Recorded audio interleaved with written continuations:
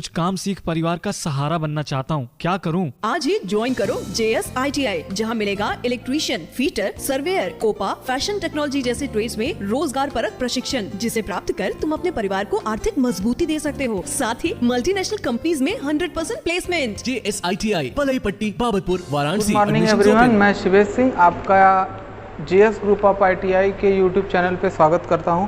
आज second year works of calculation और science की क्लास है और इसमें आपको पता है ग्राफ हम लोग कंप्लीट कर चुके हैं और आज जो हम लोग पढ़ने वाले हैं वो स्टैटिक्स है।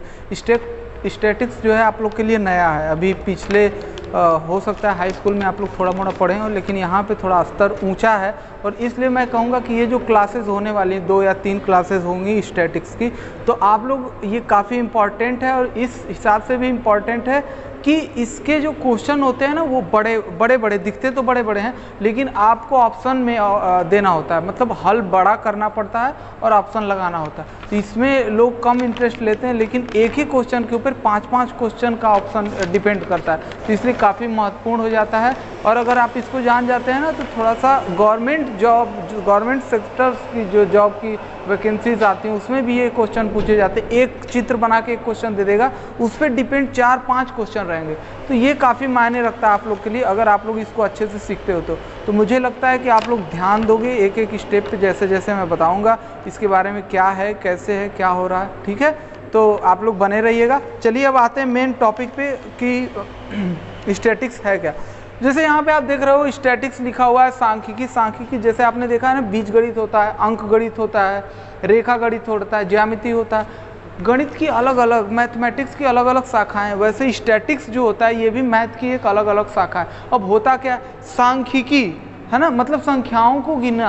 अब जैसे एक बड़ा आंकड़ा आपके सामने निकल के आ गया, जैसे बता दिया गया कि पिछले 100 वर्षों में सोने का उत्पादन है ना, जैसे आपको बताया जाता है ना, जैसे क्रिकेट में आप देखते हो तो वो बताता है कि इस मैदान पे फलां टीम ने इस साल में इतना रन बनाया, इस साल में इतना, और एक तरह का ग्राफ खींच के ऐसे अगर आप देखोगे तो इस तरह से ग्राफ खींच के दिखाता है ना। तो ये ग्राफ आखिर बनता कैसे, और देखते हो आपकी एक बड़ा आंकड़ा होता है, अगर आपको समझाने कोई बैठे तो काफ़ी टाइम, मतलब मैं बता रहा हूँ आपको काफ़ी टाइम लग जाएगा उसको बताने में, है ना। लेकिन जब आप स्टैटिक्स का सहारा लेते हो तो एक चित्र में एक जगह पे एक बड़ा आंकड़ा आप आसानी से दिखा देते हो। लेकिन वो स्टैटिक्स काम कैसे करता है, उसमें अब जब ज़्यादा आंकड़े होते हैं तो एक औसतन हम लेते हैं। जैसे 50 लोगों की उम्र है, अलग अलग उम्र है, तो अगर हमें पूछा जाए कि वो उतने लोग थे, औसतन कितनी उम्र रही होगी, है ना, तो उसमें भी हम क्या कहते हैं, अब अलग अलग तो बताते नहीं हैं, उम्र हम औसतन बताते हैं कि हाँ जी इतनी होगी। तो वो कैसे, इसको मीन वैल्यू कहते हैं, वो कैसे कैलकुलेट करते हैं, ये मैंने एक प्रोफार्मा बता दिया पूरा का पूरा इस चैप्टर में होने क्या वाला। अब हम स्टेप बाय स्टेप एक एक चीज़ जो होती है उसको हम कवरअप करते जाएंगे। सबसे पहले स्टैटिक्स, तो इसमें मैंने आपको बता दिया डाटा इंटरप्रिटेशन होता है, एक बड़ी मात्रा में सूचनाएं होती हैं और उसको एक कुछ विशेष नियमों के द्वारा एक कम जगह में और आसानी से ज़्यादा से ज़्यादा संख्या में लोगों को आसानी से समझाया जाता है, और वो इस स्टैटिक्स गणित की सांख्यिकी में करते हैं। ठीक है, दूसरा जो महत्वपूर्ण है, एक चीज़ और मैं आप लोग से कहना चाहूँगा, आप लोग ना जब बैठा करो वीडियो देखने के लिए तो एक कॉपी और एक पेन जरूर ले लिया करो। उससे क्या होगा, जो ज़रूरी चीज़ें हैं उसे आप नोट आउट कर पाओगे। तो मैंने यहाँ पे बताया स्टैटिक्स क्या होता है, वह शाखा जिसमें बड़ी मात्रा के डाटा से सूचनाओं को समझाने के लिए प्रयुक्त की जाती है। मतलब बड़ी मात्रा में डाटा आ गया, ठीक है, और उसको समझाना है तो हम क्या करते हैं, स्टैटिक्स का प्रयोग करते हैं। आगे आगे क्या चीज़ आएंगी वो मैं बताते जाऊंगा। इसमें जो पहली महत्वपूर्ण चीज़ है, देखिए ये अगर जितना भी मैं टॉपिक बता रहा हूँ अगर आप पूरा समझ लोगे तो एक सारांश निकल के आ जाएगा सांख्यिकी का कि क्या होता है। जैसे यहाँ पे पहली जो चीज़ है जो महत्वपूर्ण है वो है यहाँ पे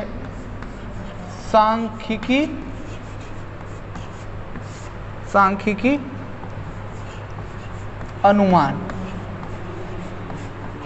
ठीक है, जितने भी टॉपिक मैं यहाँ पे लिख रहा हूँ ना, ये आप लोग के कोर्स में है, कोर्स में पॉइंट आउट किया गया कि हाँ जी ये आपको पढ़ना है, इसलिए मैं यहाँ पे करवा रहा हूँ। ठीक है, वैसे तो स्टैटिक्स अपने आप में एक शाखा, ये बहुत बड़ी चीज़ है। जो आपने सुना होगा चार्टर्ड अकाउंटेंट होते, वो इसी को पढ़ के चार्टर्ड अकाउंटेंट का काम करते हैं। तो यहाँ पे जितने पॉइंट हैं वो सिर्फ उस लिए हैं क्योंकि आपके आईटीआई के सिलेबस में वो चीज़ है ना। अब देखते हैं, इसको इंग्लिश में बोला जाता है स्टैटिस्टिकल इन्फेरेंस, ठीक है। तो सांख्यिकी अनुमान क्या होता है, इसमें कह रहा है डाटा एकत्रित करके फिर सांख्यिकी विधियों से इनका विश्लेषण करके अंत में परिणाम दर्शाया जाता है, इसी को हम सांख्यिकी अनुमान कहते हैं, ठीक है। सांख्यिकी अनुमान क्या होता है, कह रहा है कि डाटा एकत्रित करके फिर सांख्यिकी विधियों से इसका विश्लेषण करके अंत में परिणाम दर्शाया जाता है, इसको हम क्या कहते हैं, सांख्यिकी अनुमान कहते हैं। अब देखो, ये जो मैंने दो चीज़ें कही कि सांख्यिकी क्या होता है, फिर सांख्यिकी अनुमान क्या होता है, ये मैं एक उदाहरण से आपको समझाऊंगा, तभी आपको क्लियर होगा, है ना। उसके लिए घबराना नहीं है, चीज़ें एक एक करके हम पढ़ेंगे, थोड़ा समय जरूर लगेगा, उसके लिए घबराना नहीं है अपने को। अब यहाँ पे ये देखिए, मैं एक डाटा बना दे रहा हूँ, है ना। यहाँ पे ग्राफ का यूज़ होगा, ठीक है। मैंने सबसे पहले क्या कहा था कि सांख्यिकी बहुत बड़ी, बहुत ज़्यादा संख्या में सूचनाएं होती हैं, उसको एक सारांश के रूप में अच्छे से समझा देना, कम शब्दों में, कम जगहों में, और आसानी से लोगों को समझ में आ जाए, ये कोशिश जो की जाती है। और उसका अध्ययन कैसे हम दिखाएं, ये हम स्टैटिक्स में करते हैं। और सांख्यिकी अनुमान क्या है, एक जो परिणाम हमको प्राप्त हो जाता है उसको हम सांख्यिकी अनुमान कहते हैं। अब जैसे एक, मैं अगर आपको उदाहरण ले लूँ, यहाँ पे 1996, 1997, 1998, 1999 और 2000 चीज़ों को समझते जाइएगा। ये क्या है, ये आपका ईयर है, क्या है, ये आपका सन है। और मान लीजिए यहाँ पे जो कोई गाड़ी है उसका उत्पादन हो रहा है, तो 1996 में वो 36 गाड़ियों का उत्पादन करती हैं, ठीक है। 97 में जो है 47 गाड़ियों का उत्पादन हो जाता है। उसके बाद यहाँ पर 50 बढ़ता है, फिर यहाँ पे अचानक मान लीजिए किसी कारण से प्रोडक्शन घट जाता है, 33 हो जाता है, फिर यहाँ पे थोड़ा सा बढ़ता है और ये 40 हो जाता है, ठीक है। ये हो गया आपका सन, और ये हो गया क्या, उत्पादन, ठीक है। ये ईयर हो गया, ये प्रोडक्शन हो गया। अब देखो, मैंने कहा स्टैटिक्स या सांख्यिकी क्या है, तो मैंने आपको समझा दिया। मैंने बताया कि एक बहुत ज़्यादा आंकड़ा होता है, उनको हमको कम जगह में समझाना होता है। अब बड़ा आंकड़ा नहीं हो गया, 1996 से हमने शुरू किया, 2000 तक हमने दिखा दिया, और हमने बताया ये इतना, ये इतना, इतना इतना प्रोडक्शन हुआ। अगर आपको दिखाना है तो या तो आप क्या करो कि एक एक चीज़ को बताओ कि ये इतना है, ये इतना है, ये इतना है, पूरी राम कहानी कहो। उसके बाद भी अगर किसी को कन्फ्यूजन हो जाए तो है ना प्रॉब्लम। इसलिए इसका क्या किया गया, एक मेथड बनाया गया, हर चीज़ को लिए एक सर्वमान मेथड बनाया जाता है। तो इसके लिए क्या किया, मैथ में ही एक मेथड बनाया गया कि हाँ जी, अगर बड़ा डाटा रहेगा तो हम उनको एक जगह कैसे दिखाएंगे, तो एक मेथड बनाया गया। और मेथड में क्या हुआ, वही ग्राफ वाला, एक एक्स और एक वाई। अब एक चीज़ आप ध्यान देना, एक्स पे क्या होता है और वाई पे क्या होता है, ठीक है। एक्स पे वो चीज़ें होती हैं जिस पे कुछ डिपेंड करता है ना। ये जो प्रोडक्शन है ये सन पे डिपेंड कर रहा है ना। यहाँ पे क्या है, ईयर है, ईयर है तो हमने यहाँ पे दे दिया। ये क्या हो गया, 1 2 कितने, 1 2 3 4 5, तो हम दिखा दिए 1 2 3 4 5 हो गया, है ना। अब हमने यहाँ पे दे दिया, मान लीजिए ये 96 है, ये 97, ये 98, ये 99 और ये 2000। एक एक चीज़ को समझते जाइएगा, है ना। तो अब ये हो गया, और यहाँ पे हमने यहाँ पे क्या लिख दिया, ईयर लिख दिया, और यहाँ पे हमने लिख दिया प्रोडक्शन, ठीक है। प्रोडक्शन में हमने क्या दिखा, अब देखिए इधर का हम बनाते कैसे, हम देख रहे हैं कि यहाँ पे क्या है, सबसे कम शुरू कहाँ से हुआ है, 10-10 के गैप पे है ना, तो हम 10-10 के गैप पे बनाते हैं। 10, 20, 30, मैक्सिमम देखिए 50 गया है, तो 40 और 50 हमने यहाँ दिखा दिया। 10, 20, 30, 40 और 50, 50। अब हमें दिखाना है 1996 में कितना प्रोडक्शन हुआ था। तो कितना प्रोडक्शन हुआ था? 36। तो 30 तो यहाँ आ गया, 36 मतलब यहाँ जाएगा, है ना। तो हमने दिखा दिया कि यहाँ पे 36 का प्रोडक्शन हुआ था। उसके बाद अब देखिए आगे क्या कह रहा है, 97 में 47। तो यहाँ पे हम आते, एक सेकेंड, ये 97 हो, यहाँ पे आते हैं, ये 40 है ना, 40 तो 47 यहाँ हो जाएगा। उसके बाद 50 कहाँ है, 50 यहाँ बढ़ेगा और कहाँ हो जाएगा, यहाँ पे 50 हो जाएगा। ठीक है, अब इसको थोड़ा देखते जाइए। ये हमारा 36 आ रहा है, ये हमारा 47 आ रहा है, ये हमारा 50 आ रहा है। उसी तरह फिर 99 में हम चलते हैं, तो प्रोडक्शन घट के क्या हो गया है, 33 आ गया है। तो वो यहाँ पे आ जाएगा, देखिए ये है 33 यहाँ पे इस तरह से। उसके बाद 40, फिर प्रोडक्शन थोड़ा सा बढ़ा और वो कहाँ आ गया, यहाँ पे, तो ये 40 हो गया। अब देखिए जो दिखाता है आपको ये चीज़ें, ये लाइंस नहीं रहती है, आपको क्या दिखाता है कि हाँ जी प्रोडक्शन इस तरह से बढ़ा, फिर ऐसे घट गया, फिर ऐसे हुआ। ठीक है, अब देखो मैं इन लाइनों को मिटा देता हूँ। अभी कोरोना का टाइम चल रहा है ना, कोरोना का टाइम चल रहा है ना, तो उसमें आप देखे होंगे टीवी में क्या दिखा रहा है, एक नक्शा दिखाता है, उसमें दिखाता है कि हाँ जी 24 अप्रैल और 24 मार्च से जो लॉकडाउन शुरू हुआ था, उस समय जो मरीजों की संख्या थी वो कितनी थी, तो वो यहाँ पे थी। और इसी तरह बढ़ते बढ़ते एक तरफ दिन लिखता जाएगा या महीना या लिखता जाएगा, और उधर मरीजों की संख्या लिखती जाएगा। तो वो यहाँ से दिखाता कि हाँ इतनी बड़ी थी, फिर इतनी घटी थी, फिर मतलब आंकड़ों के हिसाब से। और बहुत बड़ा के यहाँ तो मैंने एक छोटा दर्शा, आप सोचिए कि उतना आंकड़ा है, आपको कोई बैठाने बैठेगा तो कैसे समझाएगा, नहीं समझ पाओगे ना।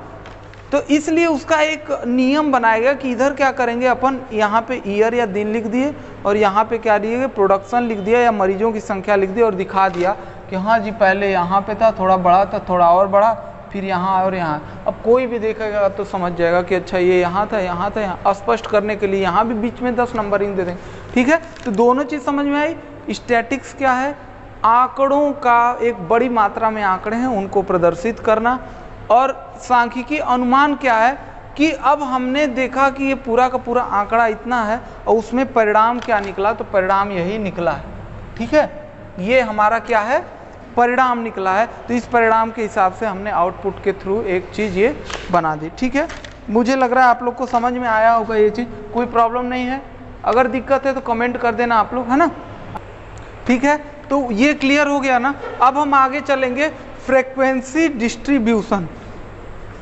डिस्ट्रीब्यूशन आप लोग जानते हो, डिस्ट्रीब्यूट करना मतलब क्या होता है, बांटना होता है ना। लेकिन उससे पहले यहाँ पे देखो, उससे पहले लिखा फ्रीक्वेंसी। फ्रीक्वेंसी का मतलब होता है आवृत्ति, है ना, आवृत्ति होता है, आप लोग पढ़े होंगे। ठीक है, फ्रीक्वेंसी का मतलब होता है आवृत्ति, और आवृत्ति होती क्या है, एक निश्चित समय में किसी एक ही तरह का किया गया काम, एक निश्चित कालखंड हो गया, उसमें एक ही तरह का अगर काम किया जा रहा है। जैसे मैं एक उदाहरण लेता हूं कि रविवार को क्या हुआ, रविवार को कोई कॉल सेंटर है, रविवार को उसमें कितनी कॉल आई, 36 कॉल आई। कितनी कॉल आई, 36 कॉल आई। तो अब रविवार को कॉल की आवृत्ति कितनी हो गई, रविवार को कॉल की आवृत्ति कितनी हो गई, 36 हो गई। वो निश्चित समय क्या हो गया, रविवार हो गया, है ना। और उसके बाद जो एक लगातार एक ही काम हुआ है, वो कौन सा हुआ है, कॉल वाला काम हुआ है। एक बार कॉल हुई, दूसरी बार कॉल हुई, तीसरी बार कॉल हुई, चौथी बार कॉल, ऐसे ही करते करते 36 बार हुई। तो ये एक निश्चित समय में आवृत्ति कितनी हुई, 36 हुई। तो इसको हम क्या कहते हैं, फ्रीक्वेंसी कहते हैं। तो ये एक निश्चित समय में हो गई। और आवृत्ति वितरण कैसे कहते हैं, अब जैसे ढेर सारे समय हो गए, फिर रविवार को 36 आई, अब सोमवार को प्रॉपर ऑफिस खुल जाएगा, है ना। प्रॉपर ऑफिस खुलेगा तो हो सकता है ये 36 की जगह 136 हो जाएगा, है ना। यहाँ पे दिन क्या हो जाएगा, सोमवार हो जाएगा। अब सोचो आप, रविवार को 36, सोमवार को 136, तो इसी को हम क्या कहते हैं, आवृत्ति वितरण। मतलब यहाँ पे 36 था तो सोमवार को 136 हो गया, इसी तरह और कुछ हो जाएगा, तो इसको हम क्या कहते हैं, आवृत्ति वितरण कहते हैं। ठीक है, तो लिखना होगा तो लिख लेंगे कि एक निश्चित समय में, एक निश्चित कालखंड में एक ही काम बार बार अगर दोहराया जाता है तो उसको हम क्या कहते हैं, उस काम की आवृत्ति कहते हैं। और फ्रीक्वेंसी डिस्ट्रीब्यूशन में क्या होता है, अगर कई सारे समय हो, है ना, कई सारे समय में हो तो उसमें एक ही काम अलग अलग समय के हिसाब से अलग अलग होता है। जैसे आपको मैंने कहा कि अगर रविवार हो तो मान लीजिए सिर्फ 36 काल आई, ऑफिस खुलने के बाद सोमवार को 136 आ सकती है ना। तो इसका भी एक उदाहरण हम लेते हैं, एक सारणी के तौर पे हम देखेंगे इसको। ठीक है, एक सारणी के तौर पे, तो इसी में आप आगे बढ़ा लेना, इसी में आप आगे बढ़ा लेना, इसमें लिख लेना फ्रीक्वेंसी डिस्ट्रीब्यूशन टेबल। ठीक है, ये हो गया, तो इसको हम बोलेंगे आवृत्ति वितरण सारणी। ओके, क्या बोलेंगे, आवृत्ति वितरण सारणी। अब एक उदाहरण लेते हैं, ठीक है, उससे आपको मैं समझा पाऊंगा क्योंकि उसमें और भी महत्वपूर्ण चीजें, जैसे यहाँ पे एक भर्ती हो रही है, मान लीजिए सेना की भर्ती हो रही है। इस समय भारत चीन में फिर से तनाव बढ़ा है ना, तो हो सकता है कि भर्ती आए। ठीक है, तो उसमें इस तरह से फ्रीक्वेंसी डिस्ट्रीब्यूशन होता है, ऊंचाई और आवेदकों की सूची। अब यहाँ पे आप देखो ऊंचाई कितनी मांगी गई, ऊंचाई मान लीजिए कि ये सेंटीमीटर में है, कितनी है, सेंटीमीटर में है। तो 60 से 62 सेंटीमीटर के जितने लोग थे, ऐसे कितने लोग आवेदन किए, 5 लोग आवेदन किए। एक एक चीज़ को समझते जाइएगा, 60 से 62 सेंटीमीटर के जितने लोग थे वो कितने लोगों थे, 5 लोगों ने आवेदन किया। फिर 63 से 65 जो थे, ऐसे 18 लोग थे जिन्होंने आवेदन किया। फिर 60 से 68 जो थे, ऐसे 42 लोग थे जिन्होंने आवेदन किया। ऐसा लग रहा है भारत में ज़्यादा लंबाई वाले जाते हैं, देखिए जैसे जैसे लंबाई बढ़ रही है तो ये बढ़ते जा रहे हैं ना। उसी तरह आपने देखा कि यहाँ पे मान लीजिए एक तरह का ना भर्ती हो रहा है, कोई नौकरी आई है मान लीजिए, तो उसमें ऊंचाई मांगी गई है और ऊंचाई में मांगा गया है कि टोटल ऊंचाई हमें कितना चाहिए, 60 से लेके 68 सेंटीमीटर तक चाहिए। कितना चाहिए, 60 से लेके 68 सेंटीमीटर तक। ये लिमिटेशन आर्मी की तरफ से मान लीजिए दे दी गई है। ठीक है, मैं एक उदाहरण ले रहा हूँ, तो 60 से 68 तक, तो उसमें भी फ्रीक्वेंसी बनाई गई कि 60 से 62 तक के ऐसे कितने लोग हैं जिन्होंने आवेदन किया। तो ऐसे 5 लोग थे जो जिनकी ऊंचाई 60 से 62 सेंटीमीटर तक आ रही थी। इसी तरह 63 से 65, इसी तरह फिर उसके बाद 60 से 68। यहाँ पे कुछ गड़बड़ लग रहा है, यहाँ पे हमको एक सेकेंड, 66 से 68 करना चाहिए, है ना। तो यहाँ पे 60 से 62, 63 से 65 और 66 से 68 वाले ये जो हैं, ये 42 लोग हो गए, टोटल 65 लोग हुए। और टोटल में यहाँ पे कितना आ गया, 60 से 68। तो ये एक, ऐसे तो 60 से 68 चाहिए, लेकिन अगर उन्हें ज़रूरत हुई तो उन्होंने क्या किया, बांट लिया। ठीक है, अब देखो यहाँ पे, अब यहाँ पे 3 चीज़ें, जैसे ही ऐसे टेबल बनती है तो 2-3 चीज़ें आपको जाननी है। पहला है वर्ग अंतराल या वर्ग सीमा। ठीक है, ये हो गया वर्ग अंतराल या वर्ग क्लास इंटरवल और क्लास लिमिट। ये क्या होती है, पहली चीज़ आपको इसमें समझना, जैसे ही ऐसी सारणी दिखे ना आपको, जैसे ही ऐसे सारणी दिखे तो आपको ये दोनों तीनों चीज़ जानना जरूरी है, क्योंकि इसी से क्वेश्चन उठाता है। मैं बताऊंगा कैसे क्वेश्चन पूछता है। ठीक है, दूसरी चीज़ होती है वर्ग बाउंड्री दूसरी चीज क्या होती है, वर्ग बाउंड्री होती है, जिसको हम बोलते हैं क्लास बाउंड्री। ठीक है, अगला और लास्ट है वर्ग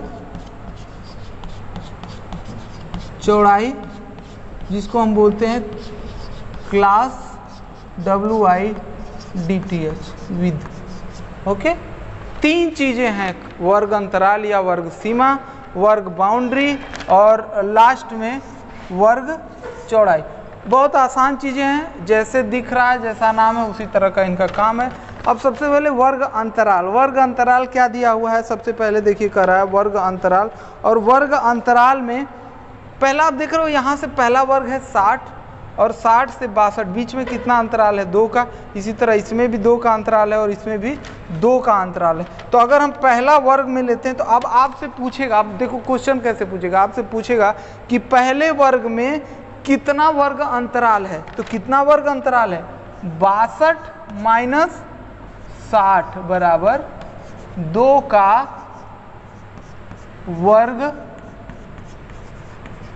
अंतराल है। 62 माइनस 60 इक्वल टू 2 का क्या है, वर्ग अंतराल है। ठीक है, उसके बाद अगला वर्ग बाउंड्री दिया हुआ है। अब बाउंड्री का मतलब क्या होता है, जैसे आपके पास जमीन है तो आप बाउंड्री कितना लेते हो, अधिकतम लेते हो ना, अधिक से अधिक और कम से कम लेते हो। ठीक है, तो यहाँ पे अगर आप देखोगे तो इसमें अधिकतम बाउंड्री कितना होगा और कम से कम कितना होगा। कम से कम कितना हो जाएगा, 59.5।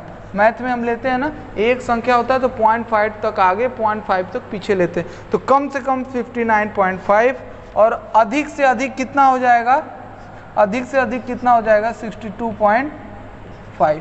ठीक है, तो वर्ग बाउंड्री क्या होगी, वर्ग बाउंड्री देखिए यहाँ पे लिखा हुआ है, निम्न वर्ग बाउंड्री 59.5 इसकी 59.5 और उच्च वर्ग बाउंड्री 62.5 हो जाएगी, है ना। इसमें 2 चीज आती है, तो ये निम्न होगा और ये उच्च वर्ग बाउंड्री हो जाएगा। अब वर्ग चौड़ाई, अब जब चौड़ाई आप देखोगे तो अधिक से कम की लेते हो ना, तो आपको कुछ करना कुछ नहीं है, 62.5 माइनस 59.5 इक्वल टू 3, ये आपकी वर्ग चौड़ाई हो जाएगी। ठीक है, तो इस तरह से फ्रेंड्स आज का जो सेशन था, सांख्यिकी क्या होती है, मैं एक बार और दोहरा दे रहा हूँ। सांख्यिकी क्या होती है, सांख्यिकी में हम एक बड़े आंकड़े को हम देखते हैं, उसका सर्वे करते हैं, उसके बाद हम कोशिश करते हैं कि सांख्यिकी के माध्यम से उसको कम जगह में एक चित्र के माध्यम से एक प्रत्यक्ष रूप से ऐसा करें कि वो समझ में आ जाए, है ना। कैसे करते हैं वो हमने आपका अनुमान के रूप में बता दिया। उसके बाद फ्रीक्वेंसी क्या होती है वो हमने बताया। फ्रीक्वेंसी क्या होती है कि एक ही समय में जब एक ही काम कई बार होता है तो उसको हम क्या कहते हैं, उसकी फ्रीक्वेंसी कहते हैं। अब जब कई अलग अलग तरीके के काम हो, है ना, जब कई अलग अलग तरीके का समय हो और उसमें वही काम हो रहा हो, तो अलग अलग समय में अलग अलग काम की फ्रीक्वेंसी होगी, तो उसको फ्रीक्वेंसी डिस्ट्रीब्यूशन कहते हैं। उसी का हमने क्या दिया, यहाँ पे उदाहरण दिया। अब देखो, समय एक तरह से समय ले लो या एक लिमिट दे दिया 60 से 62, उसमें आवेदक काम वही कर रहे हैं अप्लाई करने का, 5 किए, फिर 18 किए, फिर 42 किए, टोटल कितना हो गया, 65 हो गया। अब ऐसा जब आता है तो उसमें हम कैसे करते हैं, वर्ग अंतराल या वर्ग सीमा हो गया। ठीक है, 62 माइनस 60, जब भी वर्ग अंतराल पूछता, अंतराल मानना अंतर, तो एक वर्ग में कितना अंतर है, 2 का अंतर है। वर्ग बाउंड्री 59.5 62.5, ये वर्ग बाउंड्री हो गई, है ना। अधिक से अधिक और कम से कम, तो निम्न वर्ग बाउंड्री इसको बोलेंगे, इसको उच्च वर्ग बाउंड्री बोलेंगे। उसके बाद वर्ग चौड़ाई क्या होगी, 62.5 और 59.5, है ना। अब आप देखो क्वेश्चन कैसे पूछेगा, क्वेश्चन पूछेगा कि इस वर्ग की, मान लीजिए कि ये पहला है, क्या है, फर्स्ट है, ये सेकेंड है, ये थर्ड है। ठीक है, तो पूछ रहा है कि पहले वर्ग की वर्ग चौड़ाई ज्ञात कीजिए या क्लास विड्थ क्या होगी वो बताइए। तो आप क्या करोगे, आप 62.5 में से 59.5 को घटाओगे और आपका क्या आ जाएगा, विड्थ 3 आ जाएगा, ऑप्शन दिया रहेगा 4। ठीक है, तो इस तरह से मुझे लगता है आप लोगों को ये क्लास समझ में आई होगी, है ना। कोई प्रॉब्लम अगर क्रिएट हो रही है, कोई समस्या है, तो आप कमेंट करो या मुझे पर्सनल व्हाट्सएप करो या मेरे नंबर पे फ़ोन कर सकते हो आप, ठीक है। और दूसरी चीज़ ये है, अगर कहीं कोई प्रॉब्लम क्रिएट हो रही है तो आप पूछो। आप लोग क्वेरी बहुत ही कम करते हो, ठीक है। इसके बाद भी जब मैं ऑनलाइन जूम लाइव क्लास लेके आऊँगा तो उसमें भी प्रॉब्लम क्रिएट होती है। अब मुझे अपने से क्रिएट करना पड़ता है कौन सा क्वेश्चन अधिक कठिन होगा, कौन सा, तो मैं अपने से उसको डिज़ाइन करता हूँ क्वेश्चंस को, लेकिन फिर भी थोड़ा सा आप सपोर्ट करोगे तो अच्छा रहेगा, है ना। बाकी जो अगर वीडियो पसंद आ रहा है, हम चैनल पे अच्छी तरह से काम भी कर रहे हैं ना, तो आप लोग इसको सपोर्ट करो और अपने फ्रेंड्स को भी शेयर करो ताकि उन्हें भी इसका लाभ मिल सके। Thank you.